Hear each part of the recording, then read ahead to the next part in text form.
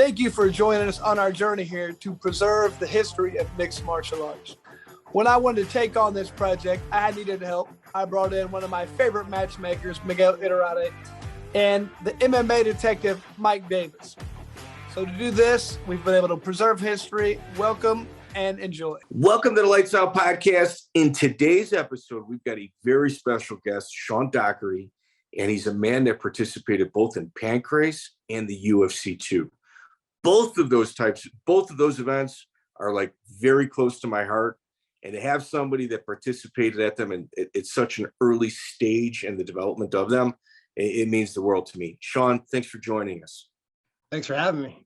Yeah, right. So Sean, what I think is going to shock most people is the fact that how old were you when you fought in UFC 2? I was 18. I turned 19 that April at the Lions Den. Okay, so in March, so you were like just out of high school, I'm assuming. Yep, right out of high school. All right, so for those of you guys that don't know, UFC 2 is my favorite UFC because it is the most violent, chaotic piece of tape that it's shocking in regards to like the late stoppages, there's the general chaos of the entire situation. And to put somebody fresh out of high school in that is like, it doesn't even make sense to me. Like, I've got questions about your parents. You know, I'm worried about, some of your general decision making, hoping that it didn't continue that way. But let's start with UFC 2. How do you get familiar with the UFC? Okay, so like I started like all throughout life, I knew I was going to be a martial artist. Like when I was 5, you know, I love Bruce Lee movies, jumping up and down the bed, going baka, baka, yeah, baka, all that shit. Sounded much better when I was a kid. I had a higher pitch voice. But so my mom, when I was like in the first grade, I want to say, I was in Brimfield, and she got me into kung fu. I lasted a month, man, because it was all standing in a horse stance and doing these really slow.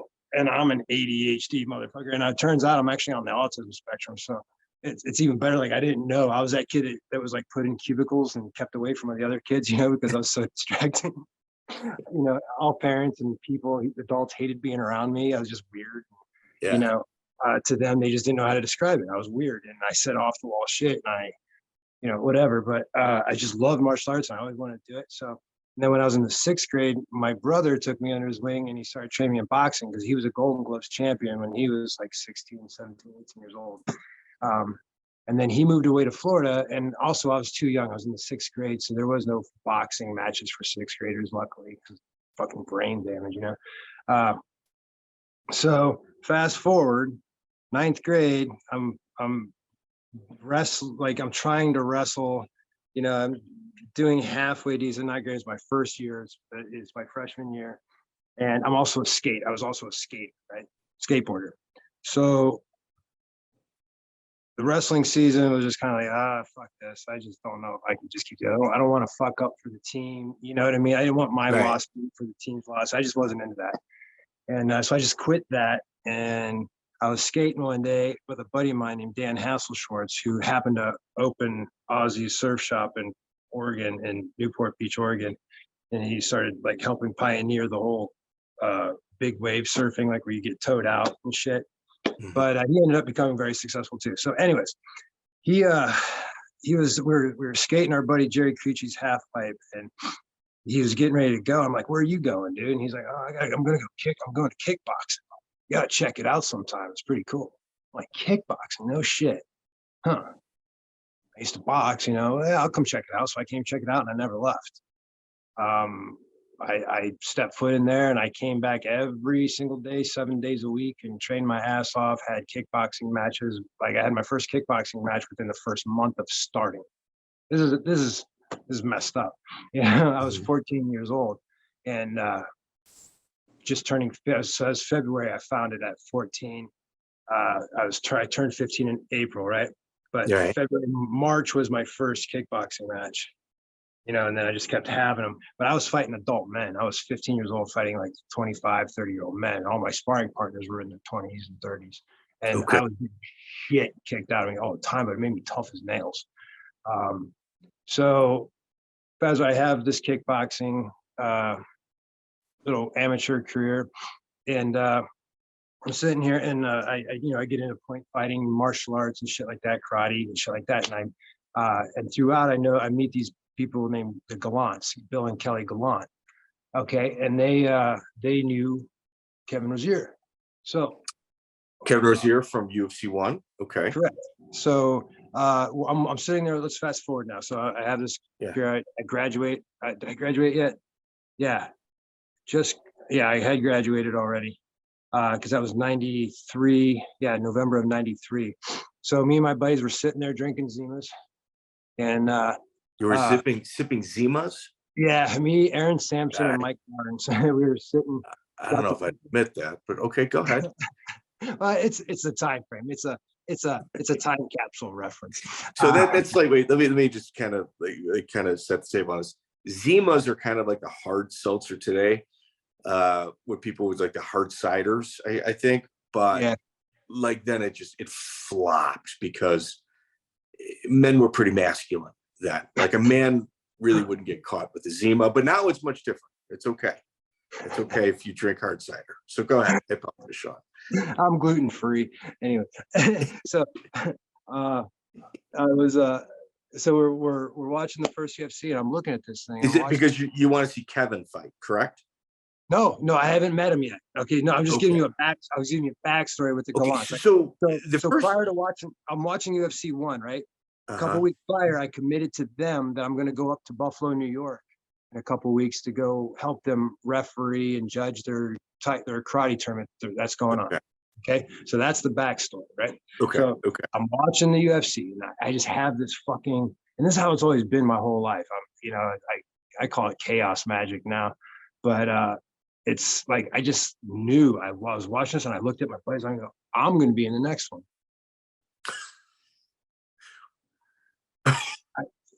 I just fucking knew it. And what was the response of your buddies? They're like, "Fuck yeah, let's do this." You know, it's just like, yeah, they're not. They weren't like, "Oh, you're not." No common sense. They know. Okay, all right, it's good. It's good. It's a bad idea gets throw some gas on a bad idea. Okay, good, good. So 3 people stood out to me. Ken Shamrock, I thought he was a dick. Okay. Watching him fight, I saw his personality. I was like, what the? I didn't know what was going on. I just didn't know what was going on. He looked like a big, mean dick. Okay. Jason DeLucia. I love something about Jason DeLucia. I was like, I just want to know that guy. Something about this guy. I just want to know that guy. Something cool about him. And then Kevin Rosier was just like, who is this lug? It was like he just stood out to me, right? Mm-hmm. So fast forward 2 weeks later, I keep my commitment. I do this tournament with them. I help them out. And out in the foyer of the Marriott or whatever this place was, this hotel that they were having the tournament at, was Kevin Rosier peddling this stuff called Death Row clothing. It was like Death Row clothing line or something like that. I think so. It was the pre-tap out, like combat clothing line. Really? Yes. It was just, I don't know what it was made for, or what, if it was for kickboxing or if it was for rap, or like the hip hop scene, or it wasn't for MMA. Okay, for sure. Yeah. Okay. I have no idea. That's fair. No idea. That's fair. But so I meet him, and all I'm thinking is turning pro kickboxing. I'm not even thinking about UFC or anything. I'm just like, hey, I know you're a pro kickboxer. I don't have any where I live. I want to turn pro and actually make a career, fight in Japan, do whatever. And for kickboxing, he's like, okay. So he talks to a guy down here in Galley, and he's like, he knows a guy down where I'm at. Martial arts is like a Masonic order. You know what I mean? Everybody knows everybody. For kind sure. of thing. At Dennis Engard, that's what it was. Dennis Engard was having a kickboxing show like a month from that discussion. And he was like, hey, go to Dennis Engard's, do the show. I'll meet you there. Da, da, da. So I do the show, I win. He's like, yeah, sure, I'll take you out of my way. So January 1st, 1994, I moved to Buffalo, New York to live with Kevin Rosier and to train under him and to help him run his kickboxing. Was he a big partier? I've read that he was kind of wild. It's in there. I'll get there. Okay. So I'm 18 years old, fucking naive as fuck. You know, I partied and shit. You know, I did drugs, you know, a little bit of coke here and there, ate some acid, you know, a lot of acid actually, but, you know, just smoked a lot of weed, drank a lot. You know, I've partied and stuff, but I never did it with people who are so fucking completely insane, right?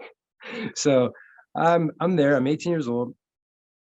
It's like 40 below, and there's a blizzard going on. I'm living out of my car. Well, I didn't have a place to live. He didn't have a place for me to stay, right? He said he did. But I come up, I'm going to his wife's house. His wife's house, they're on the rocks. And I show up and she's like, "Who are you?" Oh, I'm Sean Daugherty. I was supposed to be Kevin. You know, what the fuck? You know, like, what's going on? So she calls Kevin. He's with his girlfriend, you know, you know, there's all this crazy shit going on. And I'm just like, what the hell is going on? I'm very put out. Like, what the fuck? Okay, this is going to be a roller coaster ride. So I'm trying to train. His dojo was like above a restaurant. It was just an office space, supposed to be like a lawyer type thing, and not supposed to be hearing thudding and dun dun dun. The people downstairs are always freezing weather, no heat in the place or anything. I maybe trained like 3 times, and all the other times were just following him around on his coke binge, and just like trying to stay warm, trying to have shelter, you know, figuring out what's going on. So finally, Charlie Anzalone, his manager, comes into the office. He came in a few times. Okay, you know. so Charlie was one of the early day managers for the UFC. He very flamboyant. He'd have like kind of like a loud suit with no shirt on and a couple gold chains. That red jacket, he had that red velour vest without the jacket. That was so fun. He Harold Howard. Yes, Harold Howard, and I'd say another guy, Pit Fighting Systems. We interviewed him. Come on. Stout. Yeah, Ranger Stott. Yeah. Hey, Anzalone would kind of. Okay, so Anzalone managed you at this point. That's where you met him. Yeah. It was just like this thing. He's like, so like, this is what he says. He's like, look, I had no idea Kevin was doing this. I had no idea he was bringing out an 18-year-old kid, you know, to live here and to train with him when his life. I mean, he's bipolar manic depressive with a cocaine addiction, you know. So it was fucking good. He's dead now, you know. I would. Yeah. You know, he was alive, I wouldn't share this kind of stuff, you know. Oh, wow. I tell you, our Davie in his book shared some stuff about Kevin that was shocking. Oh, dude, man, like one cool story is when he just had a root canal right before he flew out to Denver, and the thing exploded. His tooth exploded from pressure because he developed dry sockets or something like that, and like there was air, like an air pocket in there, and then from the pressure change from the flight, he's like, ah! So he had to have another emergency surgery right before the fight, and he did it anyways. He did it anyways, but it was that guy was just an anomaly. He was just so fucking fat and out of shape. I mean, I was just like, what the fuck did I get myself into? But Charlie, he's like, okay. If I would have known you were coming, I would have said no, but don't come. But since you're here, I want to fight in the next UFC.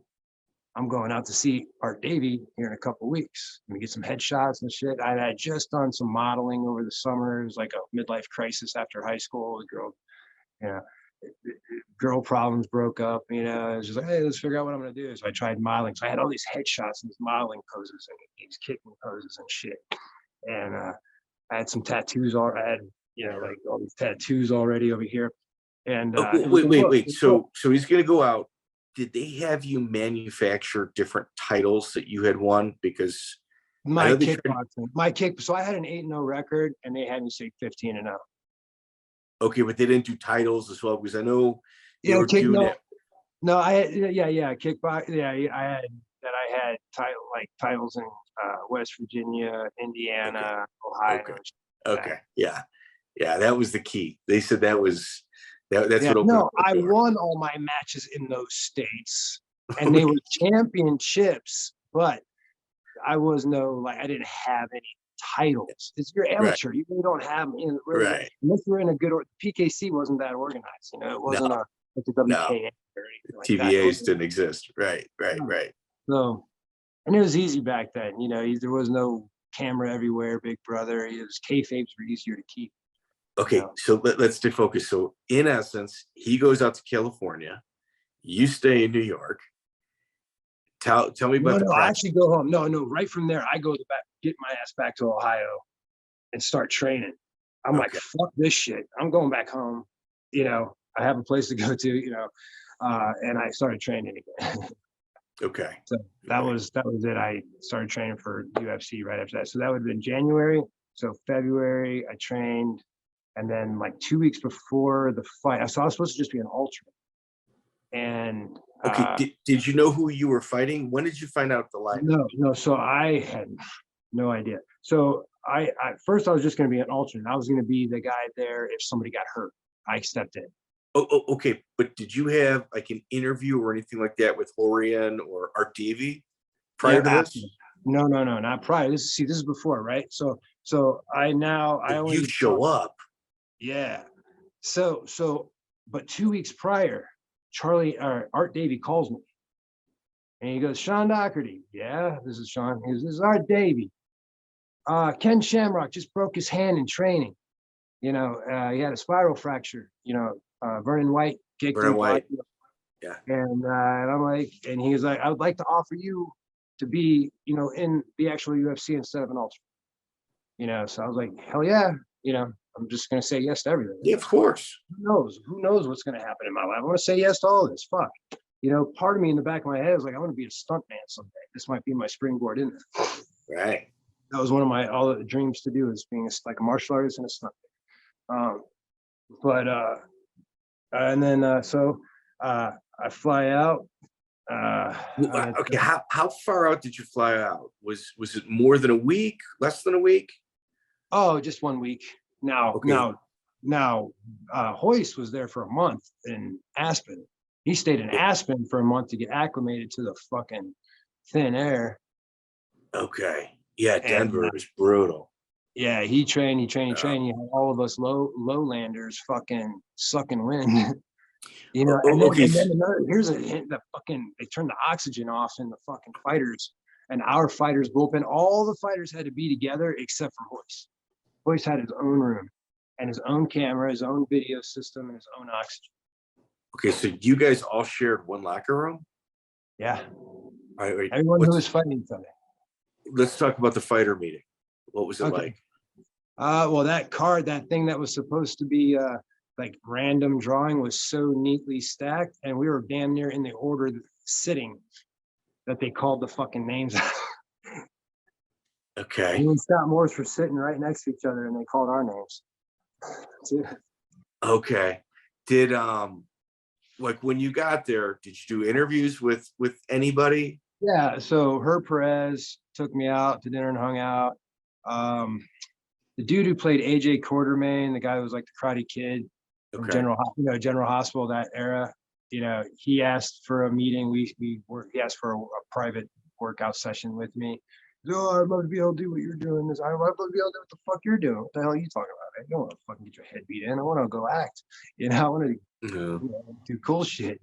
But and then I met Master Toddy there. He actually cleaned up my key. He actually taught me how to properly leg kick. Okay. So you're learning while you're there. Are you socializing with any of the other fighters? Jason DeLucia. I told Charlie, take me straight to Jason DeLucia. I need to meet him. So he took me. We were in the hotel. We were asking around, where's Jason DeLucia? We walk our way down into the weightlifting room of the hotel. Him and Huegar are there. Huegar Chin, his buddy. He actually went to the Lions Den after I did too. But they were there, and I just started talking to them. "Hey, what's going on?" We just started talking. We just connected. It was weird. And then while I was training at this other place in Denver, I was at a place Ken and Jason were training. Ken stopped training and started coming over watching me train. And then he took me and Jason out, DeLucia out to dinner before the fights even. That was like a few days before the fights, and invited us out to be members of the Lions Den and to fight in Pancrase. Okay. So that was how I got picked up. But that was like my try. He was just watching me, and then I fought. And then after my fight, he actually pulled me aside. He's like, I was pissed because my fight was quick. And he's like, "Compose yourself, man. How you act, you got to be a professional." He's like, "You have to compose yourself. You have to be cool. It's just this is your first fight of your whole career. Who cares?" You know, and he gave me this guy gave me that kind of advice. It's not the guy you think to give that kind of advice, the way he acts, you know, sometimes, you know, but he's chilled out a lot. But yeah, there's a lot in my head, man. You got to pull it out of my head. No, it's okay. Let's talk about the hotel accommodations. Were they good? Was it kind of? Oh, they were awesome. Really? Marriott. It was awesome. It was beautiful. It was great. It was chill. I had per diem. You know, we got like $30 a day for food, you know, to eat at the hotel. It was good food too. Okay, so backstage, day of the event. So we're talking March 11th, 1994, UFC 2. Like I said, I've said this dozens of times on this podcast. It's my absolute favorite UFC. So you get Scott Morris. What you find out at the rules meeting that you're supposed to fight Scott. Was there like a million questions from other people, or was it all just kind of like Big John McCarthy gave that rules meeting? That was his first rules meeting he ever gave. Am I correct? So. Yeah, you're talking like that. This is the press conference and everything. It was the press conference rules meeting. It was all kind of like in one thing. And during that press conference, they had me break bricks and stuff too. They set it up for. I did this brick thing where I went through and then down like that. Like so, I had bricks stacked like this, right? 1, 2, 2, 2, 2. Then I had bricks stacked like this, standing free on end, and I did a cross and then a down like that. And then I did one where I got on my knees and I put my hands on top of the bricks and I just went, flip my hand and crushed through them. And the Japanese were going nuts, man. The Japanese press, they thought it was awesome. I had my shirt off, my tattoos were out and stuff. Like, oh, Mr. Daugherty, you Yakuza? You know, I'm like, no, Yakuza. You know, just tattoos, you know, and but it was fun. It was cool. You know, Jason and Charlie and I took a bunch of ham photos with, you know, Charlie and Art Davie and shit like that. Sure. Okay. So what kind of paycheck did Charlie negotiate for you? $1,500. That's what everybody pretty much got. Everybody pretty much got it. Across the board. Yeah. Okay. So Scott Morris. So this is really pre-internet. You know, you couldn't find anything on him. So like, what was like your mindset when he said you're fighting Scott? Did you know anything about his background? No, just the ninja. You know, he's the ninja. You know, and I at the school that I trained at had ninjutsu guys, and I used to spar with and stuff. So I figured, hey, no problem. But they never grappled or anything like that. This ninjutsu grappled quite a bit. So he was grappling than I did. Yeah, he was at Robert Bussey's Warriors International, and they had a pretty like big name for themselves within a combat sports community very early on in the sport. Yeah. I mean, was there any interaction with his team at all, or was it straight professional? No, it was all fine. It was just like, we're just kind of like, honestly, you know, like I was just like, we're probably both going to feel each other out. We're the first fight of the night, but no. Big John McCarthy's first time he says, he looks at me and goes, "You ready?" Looks at him, "You ready? Let's get it on." First time it was ever said. And it's the Big John's first match he ever refereed too. So it was like, fuck, this is like everybody's first time that night, you know, for us. Yeah. Us 3 people in that room. And, what about walking to the cage and you got the G-Man, Richard Goins, saying your last name twice? Like, are you nervous? Are you scared? I don't know. It's just one giant clusterfuck. I mean, this thing was the Wild Wild West, and it was just like haphazard getting thrown together, but they made it work. I mean, the funny shit was like hearing Jim Brown say, "That young man's got no business being here." You know, it's like, I'm like, no shit, Jim. Jim, I just got out of high school. You know, yeah, that's all it was. He was looking out for me. He's like, man, he's no sense, man. You know, I mean, Art, you know, bless Art Davie's heart. You know, I was just, you know, I was fodder. I was. Did Horian? Cool. Did you talk to Horian at all? Okay, so yeah, so that was the fucking fun meeting. That was the serious. I'm sitting here talking to Don Corleone. We're in a dark lit room, kind of like this.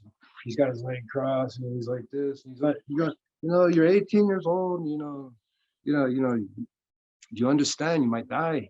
You know, I'm like, yeah, I understand. This is a fucked up thing. There's all kinds of things that can go wrong, and it's not. You know, there's no stoppage. You know, whatever. I got to tap out or I get knocked out or my corner's got to throw in the towel. You know what's up. Yep. Yep. But it was just a, 15-minute, just dark conversation and nice. Oh, Penthouse interviewed me too. I forgot about that one. Penthouse interviewed me. Who was in your corner? Oh, Roger Smith, my coach, who happened to be a grooming pedophile. Oh shit! Are you serious? Yeah, he tried molesting me like on a few. It was like this long, drawn out, fucking psychological kind of fucked up shit. Like I was his best friend. I'm 14, 15 years old, and he's 30 some years old. I'm going to be his protege and his best thing. And he lets me drink, lets me do all, you know what I mean? No, that's bad news. Yeah. So, yeah. And so did you guys have a conversation about throwing the towel in? Or it was just like, hey, if I'm fucking, looks like it's bad, throw it in. But so that was a weird trip. Like, that's just life, guys. Martial arts world. No, it is what it is. There's good people. Good people and bad people. So that is what it is. But, all right. So did you guys have a plan of him throwing a towel, or were you like? No, it was just I thought I was gonna beat the ninja, dude. I thought we were gonna fill each other out, but he came in and rushed me, and I was like striking on the retreat. I was like striking. Mexican martial arts just fucking roasted the shit out of me. It was awesome. Watch it sometime on Instagram. I'll send it to you. It was fucking great. Oh my god, they're making fun of me. I got made fun of so bad. It was great. Wait. Bob Meyerowitz. Did you have conversations with him? But he wasn't even there yet. Yeah, he wasn't even there yet. He wasn't in it yet. He said he went to the second one. I don't know. Maybe was Bob Meyerowitz the one who wrote Conan? Who wrote Conan? No, who did Conan? That's the guy that was involved with the first cage. Yeah. Yeah. So no, I never met Bob Meyerowitz. So you get guillotined in about a minute, which, to be honest with you, is kind of like what happened to a lot of guys at this point. Yeah. Well, Jason said if a fight lasts more than 30 seconds, you're doing it wrong, kind of thing in that one interview. So UFC 1, Jason DeLucia, when he said that, they were like, what's up? That was, if the fight lasts more than a minute, you're doing it wrong. Yeah, fights aren't supposed to, it's not Hollywood. It's not the movies. All right. So now you go home. What's your parents, friends, what are they saying to you in regards to this? Oh, they were worried as fuck because they didn't get to see the first 8 fights because the only one that they showed was Minoru Suzuki and Royce, because they had it set up to where they were going to be the last match of the first elimination round. And then they never showed your fight. No, I never got to see it. I didn't see it until I was actually in the Air Force. I joined the Air Force. I swore in September 12th, 2001. I was supposed to swear on September 11th, but the towers happened, right? So I get to my first base of station in Dover, Delaware, and UFC Hits 2 comes out. It had never before seen bonus. Dude, videos. That's why I bought it. So that was the first time you actually got to see it. That was the first time because I had to go by memory. It's like, how did my fight go? What the fuck did it look like? I had no idea because it was so fast. I was trying to relive it, and I remembered it pretty correctly. I was like, okay, I'm not a liar. But yeah, that was my first real loss, and it was in front of everybody. It was an existential reckoning. It was a fucking. Why? I mean, they had a decent crowd that night, and it's huge, man. It's a lot to take in. For sure. Okay, so you leave the UFC. You had mentioned earlier that you joined the Lion's Den. Yeah, so I go home, right? I take my earnings, my $1,500. I buy an ounce of weed and some gel tabs of mescaline, and I just do a vision quest of trying to figure out what I'm going to do. So, Gerard Gordeau, he invited me to go live with him in The Hague. So Ken invited me to go to Lion's Den. Gerard invited me to go to The Hague and train with him. Oh my God, can you imagine if you would have done that? Well, Charlie told me not to. He said I'll probably end up dead, or something, as young as I am and the kind of shit that Gerard's into. back then or whatever, with his nightclubs and stuff like that, So a little side note, I am willing to pay money for an interview with Gordeau. And he's awesome. He's an awesome guy, dude. I like him. So I got a hold of one of his people, and in essence, he said, you can do the interview through me. And I'm like, I'm not interviewing anybody. Duncan Smith? Was it Duncan? I gotta look. And essentially he's saying that Gordeau is living in the mountains of Portugal with no like internet signal, and he has security with him. And it sounded like he did a Lee Murray, except he got away with it. That's what he made it sound like. Like, truth be told, yeah, you might know. I mean, dude, he took out was it Nakamura? What's that guy's name? Thule. Oh, yeah. Well, shit, he bit Hoist. Yeah. He kicked Thule's teeth out of his head. Yeah, he's a menace. Yeah, he was a menacing human. Yeah, he was legit. He was absolutely legit. Okay, so you get your 1,500. When do you make your way to Lionsden? I got out there. So that was March 11th. I get out there March 1st, I think. March 31st or March. Yeah. March 31st. Okay. Yeah. And then Jason DeLucia came in the day after. Me and Bob Shamrock. So Bob Shamrock picked me up from the airport. And what did you think of Bob? Very nice guy. Nice guy.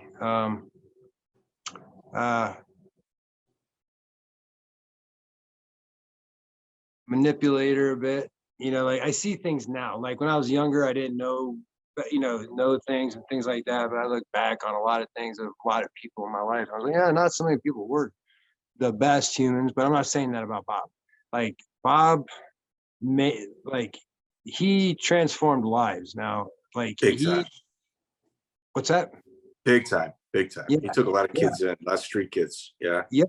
Yeah. And I've got nothing bad to say about him. He had a different lifestyle, that I came to understand later on, that he couldn't really reveal in the world that we live in. It didn't seem like he acted on it either. No, if he did, he hated himself, kind of thing. It was just like, I don't know. He was a very troubled man, he just talked about how much he hated women, and that bitch this and that bitch that, like his ex-wife. It's like whatever. It's just like, Jesus Christ, man. It's just constantly. And I was just always like, I always wondered, like, oh, you gay, what's up with this? It's like, turns out, yeah. So you get the Lionsden. Do you have to go through the initiation process? I did not. Me and Jason did not have to. Thank God. We watched Frank go through the process, though. Okay, so Scott Bessac was there at that time. Yes. Okay. So I don't know if you've listened to our interview with Scott Bessac. I haven't yet. It's amazing. It's one of our top 3 most, like, if you look at our like downloads between YouTube and like our apps, Scott Bessac, I think, is in at number 3 or 4, and it's just crazy. Yeah, he's the reason why I had to leave the line. What happened? So I was the smallest guy there. I was 180 pounds. When I fought in the UFC, I was only 169. So Ken put on some pounds on me, put some about 15 pounds of muscle on me, but I was still the smallest guy, still the weakest and the least grappler. Like I had no grab. I had just like 2 months of high school wrestling. I didn't know shit. And I had kickboxing. I could outstrike everybody but Jason. Everybody else I could beat striking. But even Ken, I could beat striking wise, like, technique wise and skill wise and stuff like that. But the grappling, like, I'm super claustrophobic, very I was just weak at it, and nobody taught me anything. It was just get the shit kicked out of you. I got tough as hell. I'll tell you that. I learned never to quit. But fucking, we were doing the round robins, King of the Ring. You have to stay out. You have to start on your back. You get put in side control or head and arm, and you got to fight your way out. In order to get out of the middle and take a rest, you have to be able to get the guy off you. Well, I was a guy that could never get away. So I'm going through like 10 different guys now on top of me. He's the last guy. I fucking struggle. And I don't curl my shoulders up and compress my neck. And I got a really long neck, right? So I bridge hard and I start to tip him over, and my neck like folds over, like, and folds over and back Oh God. with all of his 200 some pounds, 250 some pounds on him, And it wasn't anything malicious that he did, but no, I couldn't fucking, like, I couldn't move my neck anymore. Like, I was like jacked up. I stayed for like a couple weeks trying to heal up, but it just got to the point where it wasn't any go. So I went home back to Ohio to recover. And then, Okay. So how was Bessac as like a person in there? Because he seems like bona fide crazy to me. Like not a liar, not making right. things up. Like He held seems like he held his nuts. shit together. He held his shit together. Then, like, I didn't really pick up on that yet, or anything. It wasn't until after, when we started talking, he was telling me how he's bona fide, like, like sort of like what, I forget what he said, schizophrenic and sociopathic or something like that. And Okay. I can see that. yeah, and he made me a little, it's like he's a really good guy. He's a good guy, but I just get a little bit nervous when I talk to people from the past, because like, I get these people who just kind of like latch on to me, and because I'm still alive. I'm alive and well in this community. Sure. A lot of people are old and kind of withering away, and you got to kind of bring them back and stuff. I never left. I've been that fly on the wall, learning and doing and participating in whatever way I can, as coaching and teaching, as a teacher. Sure. Never got to be a champion or a major competitor. So, I've had 21 along your knowledge. That's all you can do, right? Well, yeah, I mean, yeah. So I'm that fly on the wall, man. I'm that piece of history that's still recording history right here. I see it all. I know what's happened in the past and what really happened and what goes on. I can read what's happening. I can see a work when I see, when it's happening right in front of me. It's I've been around, and when people try to get on me in the past, it's either they're trying to become relevant again or use me in some way, and it's just like, But so far, anytime kind of interaction I've had with Scott has been nice. He's okay. Who else was there at the Lions Den at this Vernon point? White, Jason DeLucia. There's this kid named Daniel Zuniga. Zuniga, yeah. He was a young boy. He and I were young boys there. And, I did the young boy approach, where I shaved my head and did all the cleaning and cooking, and it was hazing. It was all it fucking was. It was just, yeah. I don't know. It wasn't the best experience. What I got out of the Lions then was how to be fucking tough. Just do it. How was Vernon White? Awesome guy. So my favorite interview, like one of my favorite interviews is him. He's just an absolute professional. Yeah. Oh, dude, that dude is a fucking, his hand's steady, dude. That dude always able to stay chill, and he was just always like one of the most down to earth ones. Everybody else is kind of crazy in their own. All of us were fucking crazy in our own way. Did you? I mean, I know you were there for a short time, but did you notice any like drug use or anything like that took place there? Oh, I OD'd on meth while I was there. I never did meth before, and I always wanted to. So I was just looking. It was when I was injured. It was like, I was on the way out, kind of thing. It was like my second to last week there, and who scored it for you? Me and Jason. Well, hold on. Me and Jason and Frank we ate acid a few times together. That was our thing. I have a picture on the internet of Jason holding me up on his shoulders. That we were on acid at that time. But they weren't doing meth or anything like that. I just never did it before. Like, all my friends back in Ohio were always talking about it. Hey, it's so fun. You just stay up all night talking and just talking. So I got some. I went to the Grateful Dead. It was a kickoff tour for the Grateful Dead in Sacramento. And I was with some locals that I became friends with. And I was like, hey, can I see if we can find some meth? I never tried it before. I'd like to try it. And so they found it for me, and I did it. And I was doing it like coke, right? You're not supposed to do it like that. You can't do rails. You go like one rails, 5 lines, or I don't know. But I was up for 5 days straight, man. And I heard, oh, dude, I was wired for something. Like, Ken and Tina were down in San Diego at her parents' houses. In-laws are all golfing or something, and we had the house to ourselves, kind of thing. And Jason and Frank were tripping on it. This is my last night. Last night I thought I was going to be on Earth, by the way. So Jason's girlfriend and his sister were out visiting, and they were occupied. Those four were occupied.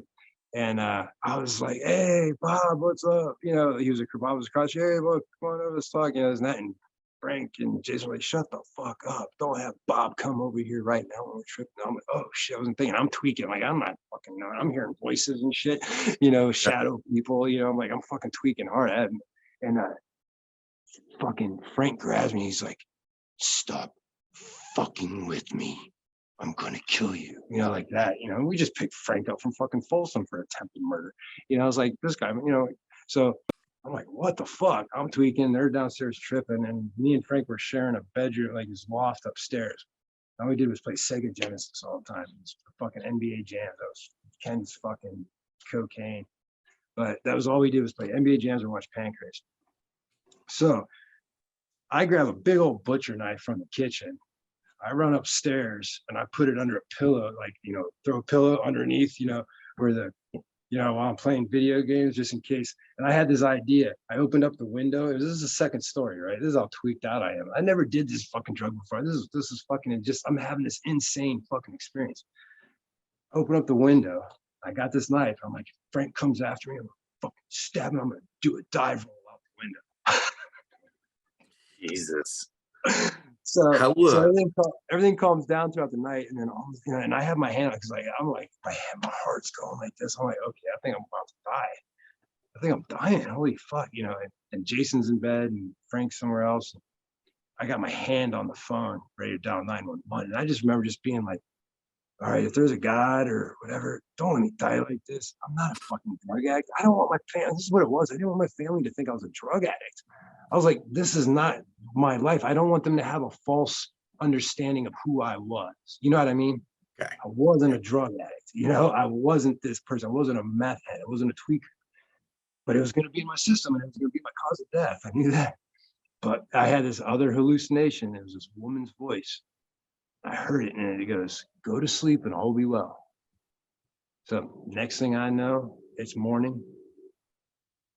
Everything just looks and feels different, like way different, you know. And I'm just like looking at the trees, and I shit you fucking not. It was like the trees were talking to me, saying, "Hey, we exist too.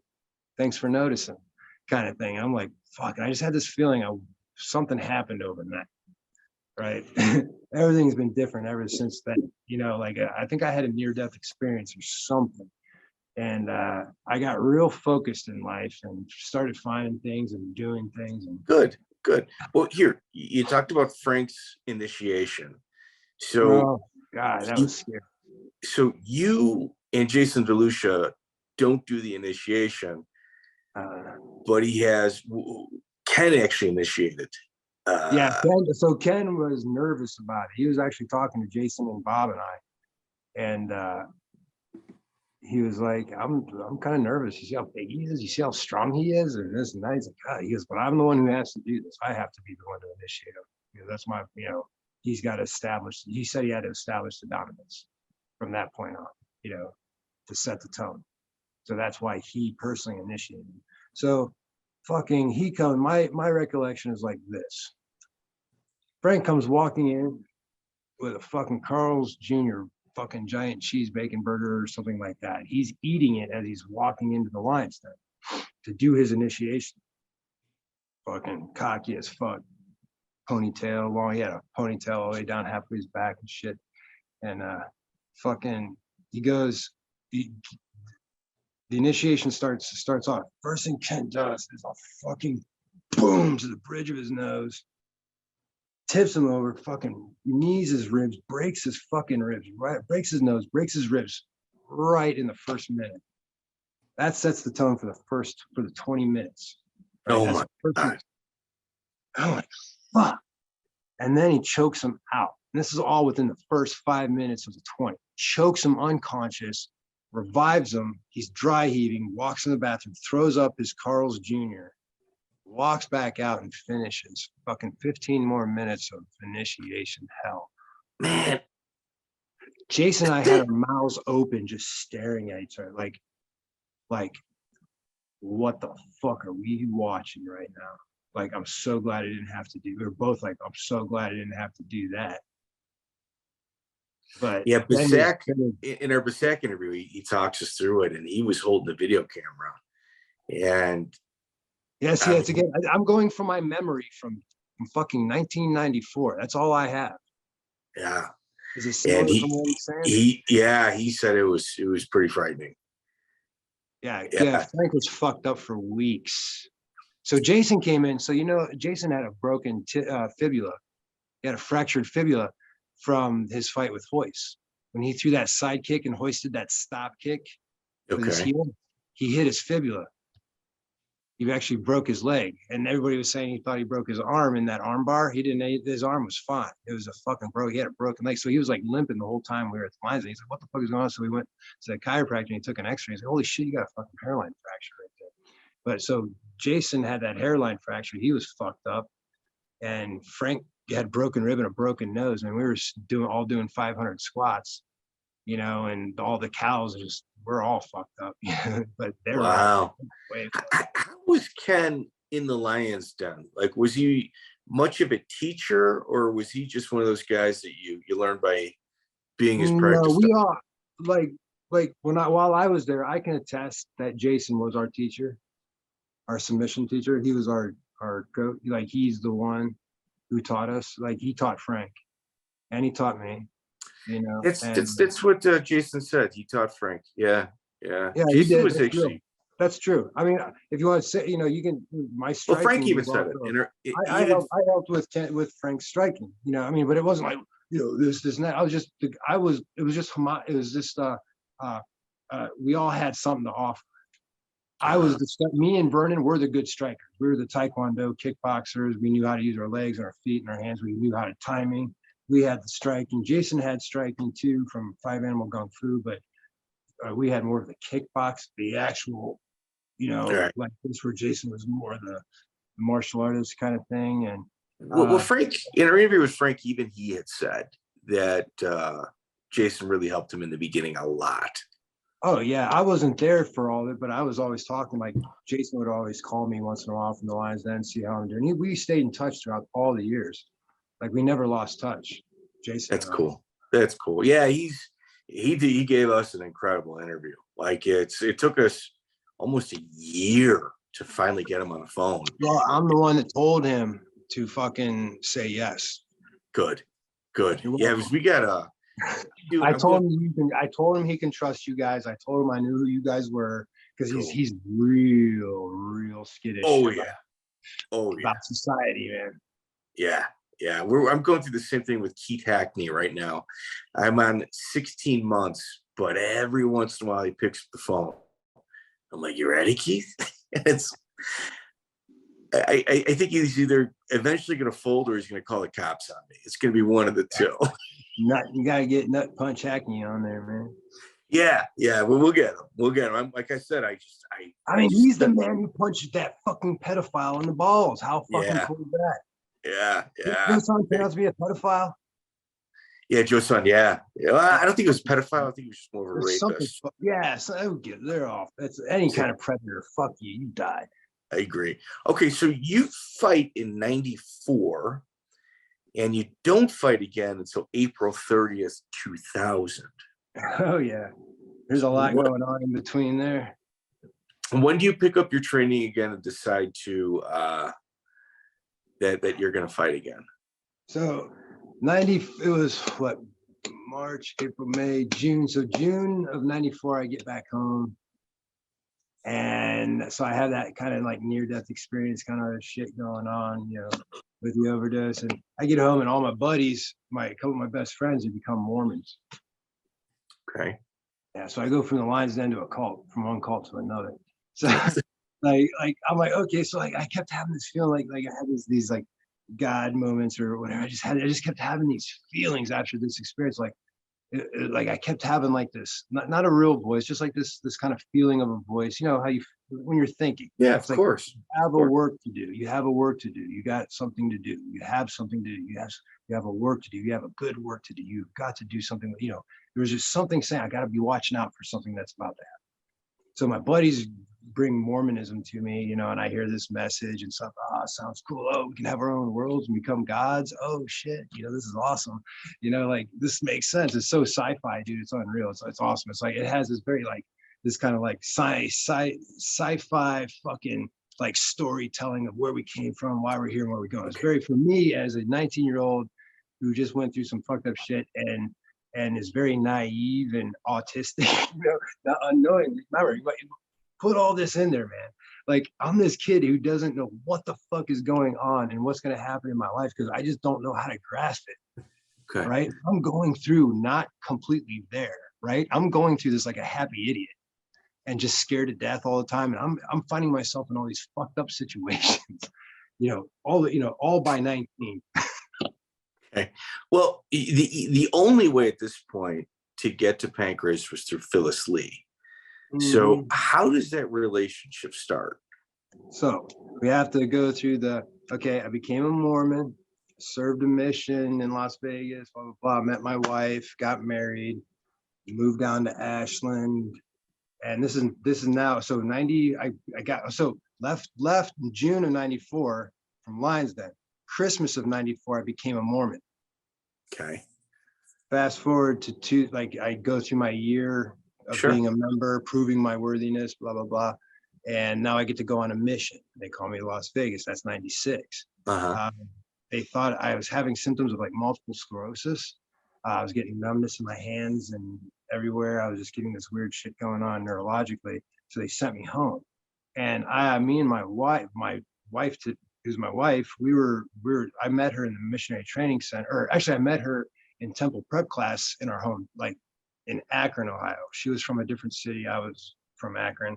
She had to come up to Akron to go this. We met during this temple prep class. So then you go to the temple and then you go on a mission. There's a sequence of events, right? Then you go on a mission. So we saw each other at the missionary training center. We exchanged our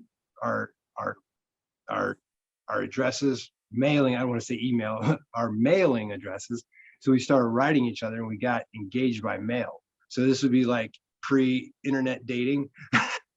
Okay. So and we're like, hey, you know, we like each other's personality. I was like, oh, we'll get married after all this. So I got sent home and she got sent home because she was in a car accident where both her knees got really jacked up and she wasn't able to stay on her mission. So the universe fucking put us together, you know, and like whatever. So we get married and everything. We settle in Ashland, Ohio. And I'm like, this is 1997. I'm like, okay, my life's in order. Got everything squared away. I'm going to go back into fight. Try to get a hold of Ken. I don't know how to get a hold of Ken right at this moment. I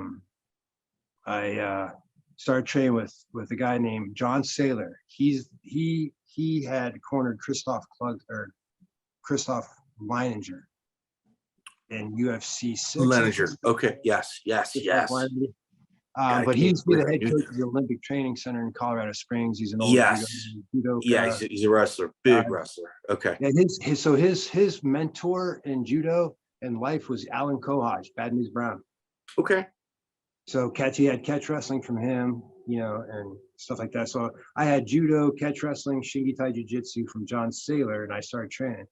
And so what ends up happening is I called Jason DeLucia.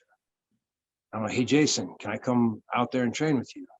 You know, he was on his tail end out of Pancrase. And he's like, why would you do that when you got first what it was, he goes, let me get you in touch with Phyllis Lee. She'll get you into Pancrase faster than I even will. Okay. And so he gets me in touch with Phyllis Lee. She's in Ohio. So I drive up and I sit down, I meet with her. She tells me about how X-Pac is her son and Dean Malenko, her setup with Dean Malenko and blah, blah, blah. And she was a spider lady or something like that of pro wrestling. Anyways, I get to know her and meet her. And then you need to go train with Jason Godsey out in India. Okay, so integrated fighting, Jason Godsey. Is this pre-Chris Lytle or is this when Lytle was there as well? No, me and Lytle were there together. We actually I have a VHS video somewhere of him and I trying out for Pancrase in Jason Godsey's mother's basement. The IF Academy was everywhere, man. Wherever we had mats, we were there. So I would drive out 4 hours every week, round trip 8 hours. I would go out Friday morning. I would go to Jason Godsey's house. He let me stay at his house all the time. You know, I would sleep there for, over the weekend. He'd get home from school on Friday. We'd go train, and then, all weekend, and then I'd go back home. And then I'd come home, and just my weekend there of training with those guys, I'd come back. And if I was having any trouble with the guys back home that I was training with, I was beating the shit out of them as soon as I got back, because fucking going down. I learned so much from Chris and Jason, like, holy shit. Okay. So when do you get the call to fight? You fought Minoru Suzuki, which is Suzuki's one of the founders of Pancrase. He was actually my idol. He's the one I actually like allowed myself to absorb while watching his fighting. Like, he moved like the wind. I liked his style. So I was supposed to debut in 1998, December, against Kunioku. And that was who I was supposed to debut against as a young boy originally in 1994. If I would not have gotten injured, Kunioku was their young boy. I was Ken's young boy. I was going to go over to Japan and live there for 3 months and train, and then me and Kuni were going to fight. Our first bats. That didn't happen. So I was supposed to fight Kunioku again. They gave me Kuni, and then my shoulder was falling out of socket. So I had to get I had to get a shoulder surgery to get my shoulders kind of shrunk back down, because they were stretched out. And I couldn't use them. They were like almost paralyzed. So I got them fixed. And then I got them fixed in 99. And then I debuted. Then a year to the day, basically, after 2 shoulder surgeries, I fought in the Arnold Classic. It was the first time it was a grappling thing at the Arnold Classic. I took second place. I brought Jason Godsey took first. A guy named Jason Ireland took first in his division. And I lost to Dave Van Nest. I took second. But what was cool is because Ken was in my corner, Frank was was the referee of that match. That's really cool. My pedophile coach was in the audience. So I had everybody there. It was a weird night, dude. I tell you, my life is weird, man. Like, when I tell you there's synchronicity, there's shit. When I say I was going to be in the next one, I'm in the next one, right? And all the people that I fucking knew and met, I'm still friends. You see what I mean? I'm still friends with this day. All these people that stood out to me are still the fucking people that are there. I mean, that's cool. Rosier's not, but Rosier is the one that has how I was my segue to these. So April 30th, 2000, you fly to Japan. What is the difference between your UFC experience and your Japan experience in terms of like amenities and travel? Okay, so they flew me out a week before, just like UFC did. And I get to stay in Hotel Excellent in Ebisu Prefecture. And it was just an awesome hotel, nice thing. Everything was great. The culture was amazing. The professionalism was on a whole other level, and the way that the fans are. So I hung out with Sean. I didn't have a corner. I wasn't allowed to bring a corner. No. Well, did she tell you that she was going to be your corner? No. What ended up happening, Shonie ended up being out there on that trip too. And so, Jason was on that card as well. So you're talking about Shonie Carter and Jason DeLucia. Okay. Yeah. So Shonie ends up being my corner, and him and his corner be my corner. They walked out with me. And then I helped be Shonie's corner when he fought Kuni. And Shonie fought Kunioku that night. Right. And they had two overtimes. Went into 2 different overtimes because they were so evenly matched throughout the whole thing. Shonie's a savage. We did a Pancrase deep dive with Shonie. I love Shonie. Yeah. Solid dude. I always liked him. Just a good guy. He was always kind to me. You know what? He that's not like an act either. He's such a kind human being. You know, he really is. Absolutely. Yeah. It was cool because at a Grappling Industries Arnold Classic, there was a Gordon Ryan seminar that Shonie showed up for, and him and I got to catch up and hang out. That's He cool. actually showed me a lot. We trained a lot while we were in Japan together. And he actually showed me a lot of things that I still use to this day. So Suzuki, Yeah, man. what were the conversations like prior? You notice any Yakuza, anything left of center? No, like Jason, he had to tell me to shut up while we were in the van in between the airport and the hotel, because I was like, oh yeah, because like somebody was trying to say something, like bring up, hey, I heard Suzuki killed a young boy, or oh, Suzuki was like, and I was like not thinking, oh yeah, I heard something. And Jason just kind of like, shut the fuck up. Jason always looked out for me. He knew I was just a knucklehead that. Right. I needed to be looked out for, kind of thing. But yeah, it was I forget what I was just saying, but Is Japan experience? yeah. So yeah, Jason was. Oh yeah, I had to keep. I shut up about it, but yeah, I was like, yeah, I know. I kind of felt like I was being brought in. Read between the lines kind of situation. This is Suzuki's first fight back after a major neck injury. You got to kill a guy Jing to bring back your honor and make it a good win back for your people and shit like that. And Phyllis was like, yeah, they'll bring you back. You got a better chance of coming back if you whatever. So I'm like, all right.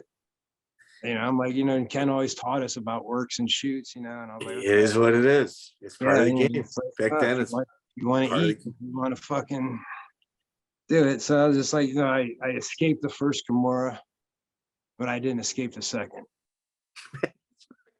And that fucker ripped my arm too, man. I think he actually pre-fucking jacked it or something. But yeah, what was the payday? Held it for the pictures. I'm like, you fucking dick. I'm like, what the fuck, man? And afterwards he gives me a hug and he says, thank you. That's cool. That's actually pretty cool. What did you pay for that? Do you remember? 15. Do you think Phyllis may have gotten some out of you? A little bit more out of it? I know Phyllis wasn't looking out for us. I look back on it. I just didn't know, better back then or anything like that. But yeah. So I was like, you got fast forward to that then. So I lose the Suzuki and I don't get the call back or anything like that. I'm like, what the fuck? And fights are hard to get back then. You're talking, 2000 and 2001. I'm like, okay, it's when the crackdown. I'm like, what do I do? How do I feed my family? I just had a kid and everything. I'm like, well, I'm gonna go join the military. I'm 27 years old or whatever, 26 years old, and I joined the military. And as I'm in the delayed entry program, between the time I swore in January, September 11th to January 2002, Phyllis calls and she says, there's this fight she's got me that she wants to put me in Venezuela. And it was a UFC or a MMA tournament, Valley Tudo tournament kind of thing. The WVC. Yeah. So the winner got to have a contract of pride is what it was. The WVC 14. Yeah. So at the IF Academy, I was helping train I was one of the fighters and helping train Alex Stiebling. And I was tapping Steve. Stiebling was a better wrestler than I was, but I had better better submissions and shit. And I was teaching him leg locks and helping him. I brought leg locks to the IF Academy, if you want to know. Like Jason Godsey was like, oh, nobody could leg lock me, nobody could. I tapped him just like that. He's like, okay, you're gonna be the one who's gonna show us leg locks. So I call my recruiter and I'm like, hey, you don't think there's a chance I'll be called, that I get a slot in October, do you? Like, oh, dude, I wouldn't risk it. I just wouldn't risk it. You don't want to risk that. You don't want to risk that. And I didn't get to go until January, bro. It wasn't until the next fucking year that I had to go. He was just trying to make sure he didn't lose his fucking quota, the cunt. Anyways, I have to turn it down. She gives it to Alex Stiebling. Alex Stiebling wins the whole thing, gets nicknamed the Brazilian Killer, and goes to Pride. he made the most of it. Yeah, he became the Brazilian killer, and he really made a name for himself. Yeah, I'm happy for him though. I mean, good for him. You know, my life turned out different. I ended up joining the military. I just had my 21st surgery as a fucking result of it. You know, I'm medically retired. You know, I have a life full of fucking pain and misery. You know, but it's okay. But so now I joined the military. I get to my first base in Dover, Delaware, and then I get my orders to Okinawa. So I open up a school there. I open up a jiu-jitsu school in Okinawa. And I train people on base, off base, come around. I got to travel, you know, go off base and go to different dojos. They had me come in and train people and stuff. And then I got taken out of my career field and put in with the Pararescue, the 31st Rescue Squadron. And I got to hang out with those guys for a year. And I decided I want to go back and do pararescue because I went combat control the first time when I came in the military. I came in as a combat controller. I went through selection.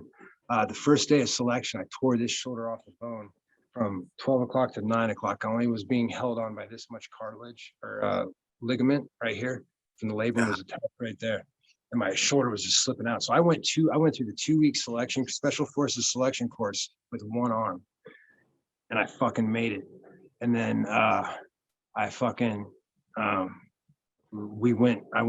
took leave and I went home right away just to try to go heal up and just see what the fuck before I had to go to air traffic control, because air traffic control school was one of the hardest parts of the combat control pipeline, because the academics are so high and the fucking training so high, and you have to fucking get this balance just right of fucking training and studying, and it's just designed to be chaos. It's designed to make you fail.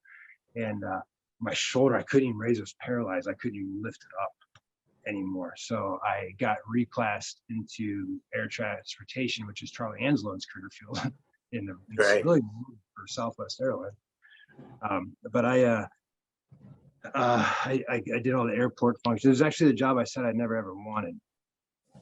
So I get fucking reclassed in my job. I go back to Okinawa. You know, I went to Dover, Delaware. I got to Okinawa, and I got embedded with the Pararescue. And now I'm like, okay, now I want to save lives and do cool shit and do this. So I started training up for Pararescue. I came up with this awesome program for train up. Every guy I trained got their beret, but me. Like I keep getting injured. So I go through Pararescue two more times. I go through 2 times. And the first time I go through, I tore. So 1 week before I went back to pararescue selection, I sprained my left ankle. The second week I got to pararescue selection, I sprained my right ankle. So now I have 2 sprained ankles, and you got a fin with these rocket fins that are like might as well be made out of plywood, and they just feel like they're ripping off your ankles. So the cadre were like, "Oh, dude, all right, you're welcome back. We're gonna send you home, heal up real quick, get your ass back in the next 2 classes next." So I go home, rehab, and I come right back. They flew me out 2 weeks early, the cadre did, and had me grow a beard so that I could train them in jiu-jitsu. Okay. Before the course started, right? I became friends with them, right? They were cool as hell. And then the next, right, the night before, you're like, all right, go shave, and you're gonna get your ass kicked tomorrow. All right. So I go through, I'm about a couple months in, and then we're on the pool deck. We're at the pool doing what's called 10-ups, where you do 25-meter underwater, get up out of the pool, you do 10 push-ups, do 25-meter underwater, do 10 push-ups, 25 meters underwater, 10 push, 25. It just keeps going and going and going until you're told to stop. And the hell is not knowing when it's going to stop. So you just fucking learn how to just fucking go. So I'm about the deck. I'm fucking tired. My right arm slips out and I catch it. And I tear from 12 o'clock to 6 o'clock. So this one was torn 12 o'clock to 9 o'clock from the previous, but I rehabbed it to the point where I could do a 1-arm pull up. I could hold on to a bar, just hang from a bar, and with a 45-pound kettlebell, push that kettlebell over the bar like that. And, I was fucking freakish, man. On my rehab, the way I rehab myself, I literally had no connection here, and my shoulder was working, right? But my right shoulder fucking now got ripped out. Fuck. So I got washed out again, reclass, I sent back home or sent back to New Jersey, and I go through this 3-year-long med board where like they put me on 8 different medications. I was fucking bloated up to 230 pounds. Fucking, I was fucking lost my mind, dude. They had me on Percocets, Ativans, Clonopins, antidepressants, Concerta for the day, Ambien for at night, muscle relaxer. Good. Good.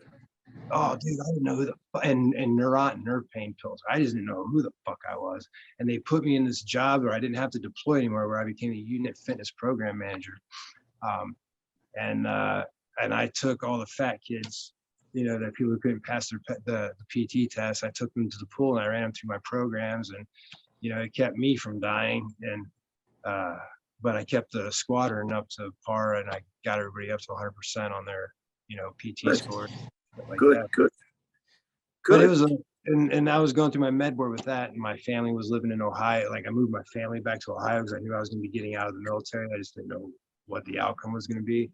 So I had my BAH paying for that. So I was a vagabond. I was living with different airmen, while I was in like New Jersey. I was getting surgeries and recovering in people's houses, like in a different house. Or I lived with like 4 different people by the end of my, the time I was in the military, when I moved my family back, whoever would take me in or whatever.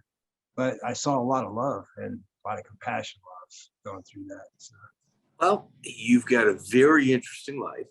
You've fought in, 2 organizations, of which our entire podcast has got a lot of dealings with in regards to what we cover. And Sean, we sincerely appreciate you coming on with us in regards to UFC 2 and Pancrase. Man, bro, like we're in. You know what I mean? Like we're in. So sincerely appreciate it. We're probably going to put this up. We do like an every other Thursday kind of, throwback, with some of the guys that people may not have heard, but they get to hear their story. So this is going to be a Thursday release. Is there anything you'd like to plug? I'm starting my own school inside of CrossFit 419 here in Ashland, Ohio. It's called the Paradox Martial Arts Academy. I'm going to be starting that up. We'll do like a soft, slow opening mid-April. Try to go for a hard opening more May. But that's about it. I'm doing lots of private lessons. If you want me for seminars, just private message me or whatever. I'm down for it. That's what I like to do. I just want to teach, guys. I love teaching. I love going out and connecting with as many people as I can, man. I don't want to have enemies. I want to be friends with everybody. So I don't play with politics. I don't give a shit. I love BJJ. I love catch wrestling. I love sambo, judo. I love all the arts. Nothing's better than the other. And, it's just I want to have a good time with the rest of my life. Excellent. Sean Daugherty, you're the man, sir. Thank you so much. I appreciate it. Thanks for having me. Check out the full interview on iTunes, Spotify, and all major podcast platforms.